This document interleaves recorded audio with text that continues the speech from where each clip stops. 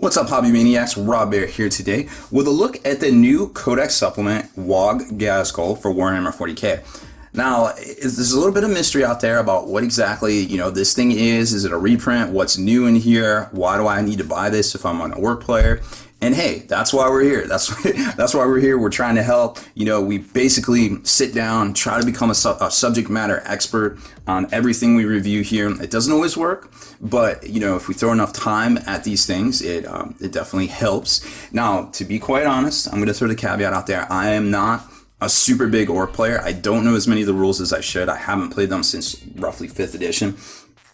However, I sat down, I did a lot of research, looked at a lot of the data slates out there, looked at a lot of free content out there, compared them, contrast them, and tried to come up with basically what I think is going on exactly with this Codex supplement. And that being said, that takes a lot of time, folks. What we do here isn't about money, but it does take money to do the things we do. And if you just think about in your personal life, if you were spending 2 to 3 hours just researching a particular topic for your job, how much how much would your employer owe you at that point? Well, I don't have an employer. This is what I do. I do it for the hobby. And at the end of the day, I hope to get back and enough out of it to actually pay my bills and keep my cat's bellies fed. So please consider the Patreon link that you see up there on the top left. That is a way to help support us, but you get something back. You get new Deathwatch miniatures until March 1st, just for becoming a supporter. You get ad-free videos here on YouTube, from us. We basically are getting our support from Patreon instead of, the YouTube ad revenue and things like that. So, these things all come together. Please keep it in mind. I realize a lot of you out there are like, yo, the internet's supposed to be free. I ain't giving you nothing. And that's fine. That's your prerogative. But there are some folks out there that, feel the other way. And, please, we do this for the hobby, but we do like to eat at the end of the day as well. So that being said, make sure you subscribe to this YouTube channel as well. Check out our blog, spikybitsblog.com, and head on over to thewar.net. That's the home of the battle reports for exclusive content, early access videos, and more. Become a veteran of the Long War today. So like I was saying, this is kind of a really interesting release. They paired it up with Farsight, the new Farsight Enclaves, which is also, a little bit of, had to do a little bit of research on that one as well, because there was a lot going on with it. We saw that one in 2013. We saw the Waaagh Ghazghkull in 2014. So it's really interesting how it seems like Games Workshop's in like an arms race to update all these books, all these codexes. And the Waaagh Ghazghkull is no exception. It's definitely made to update the books. Now this is a softcover book. Now we take a look at the hardcover Waaagh Ghazghkull. Now this is the collector set. This came with the Ork collector set back in 2014. It's actually a buddy of mine's. It's on loan. He's actually trying to sell a lot of his collector sets right now. So if you need any of these collector sets, hit me up. I got a bunch of them here for sale for my buddy. So that being said, we're going to kind of compare and contrast. So I'm going to open this book here and just kind of show you a few things and just have this handy. So hardcover versus softcover. Now when you open it up, you're going to notice one thing right here, that all of the fluff is pretty much the same. All of this section, it's all the same as the previous release, whether it's the collector's edition or the more conventional one that came out a couple months later, I believe in 2014. Now when you get to the back, you're going to notice that all your war gear and things still the same. We've reviewed this before, obviously 2 years ago. It's pretty much the same. You can see right here, compare and contrast it. Warlord traits are the same. The Ork Media's custom Grubbins war gear are all the same. But this is where it starts to differ. So you've got this new Decurion, right? Which apparently the book will not stay open. Okay. You got the new Decurion here, and what's interesting about this is it's the Great Waaagh Band detachment. And if you flip the page, in the old supplement, it right here is the Great Waaagh detachment. So back before they had the idea to do the Decurions, they were doing these big detachments, and that's what you have right there. And that's basically they kept a lot of the same things. Like the first command benefits here are definitely the same. But then it breaks it down into these sections right here where things start changing. So you've got the big boss. This detachment is chosen as your primary detachment. You can choose to reroll the result on a Warlord traits table. So conferring something that you don't normally get unless you're doing a battle forged army, or a CAD rather. The Great Waaagh, this detachment contains, if this detachment contains your Warlord, and he has the Waaagh special rule, he can call a Waaagh each and every turn, including the first turn. Very cool stuff there, because, well, getting across the table is paramount for Orks. Then you got the Green Horde. For every unit with 10 or more models in this detachment, it gains Hammer of Wrath. in any assault phase which successfully charges an enemy unit. And there's some caveats there, no big deal. But then it gets into, you know, all of your battlefield roles here. So you've got a command, which you got to have 0, 1, which are these two right here. Then you have your core, which is 1+, and those are your two choices right there, the Waaagh Band and the Ghazghkull. Now these, I believe, are brand new formations right here, as far as I can tell from all the research I've done. Then you got auxiliaries, which are some reprints from this book, some reprints from the Red Waaagh, and some were available online, from what I understand, on the What's New Today from Games Workshop site back in 2014 as well. So we're going to go over this, and you're going to see what's in here. And then some of these are just, you know, like runs, like you get a Squad of Gretchen, or, you know, Mech Boy's big stuff. You can basically substitute in a Stompo. Yay!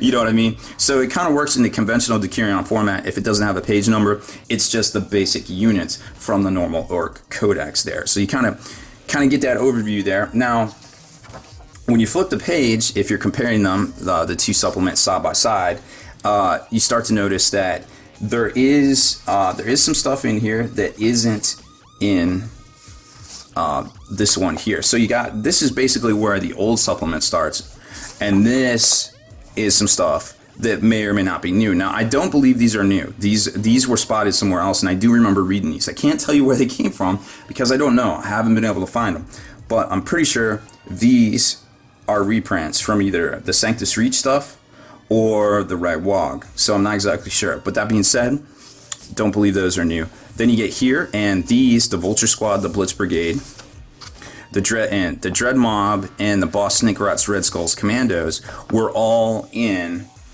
the old supplement right here. So you kind of get where that's going. So you flip through here, and they all match up. And then you get to the Green Tide section, which is right here, which was basically like one of their first attempt at kind of a Decurion for the Orks, but that doesn't really work right now. So they kind of put in the Waaagh Band, which is one of the two core. These are the two cores that if you take the Decurion, you need one of these, and they're actually not that bad. These special rules right here confer.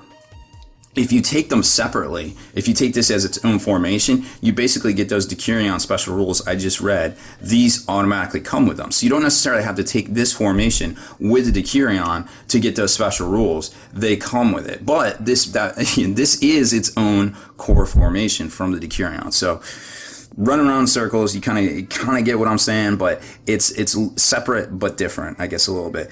And then you got the Captain Badrock's Flash Skits, which confer their own special rules. So you take Captain Badrock and 2 squads of Flash Kids, and then you get the Super Flash Kids. During deployment, the controlling player can choose to form Captain Badrock and all of his Flash Kids into formation in a single unit known as Captain Badrock's Flash Kits. Badrock cannot leave this formation. Captain Badrock's Flash Kits count as 3 units for victory point purposes if it is completely destroyed, but all the snaz guns carried by the models in this formation have the master crafted. So that's kind of cool. I mean, a lot of the stuff always hits on 5s, so being able to master craft it's pretty neat, I feel like. And that is an upgrade that you can normally take, I believe, and it's kind of pricey, so yeah, you save some points there. It's definitely not worth putting a whole bunch of points into Ork stuff, I feel like.